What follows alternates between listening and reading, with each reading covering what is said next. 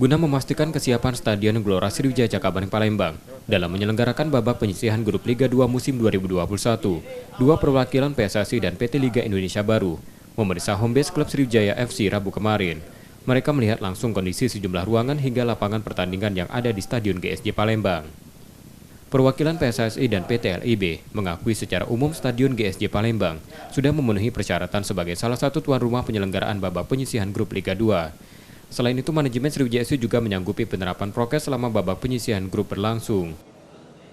Kalau sementara kita lihat ya, memang ini juga stadion kan memang udah dipersiapkan juga untuk Piala Dunia ya. Jadi memang kita lihat sih memang sudah bagus ya. Paling tinggal melengkapi sedikit-sedikit aja sih. Dan nanti kita tempelkan dengan prokesnya untuk biar pertandingan dapat berjalan dengan baik. Sementara sih nanti kita kan hari ini selesai nih, insya Allah selesai kita inspeksi. Nanti kita laporkan kepada manajemen, mungkin secepatnya sudah ada hasilnya sih. Karena kan kita juga nanti mau insya Allah ada drawing juga, jadi keputusannya harus cepat diambil juga sih.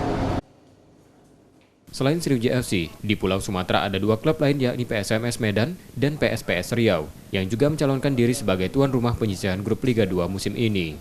Nur Muhammad, Kompas TV, Palembang, Sumatera Selatan.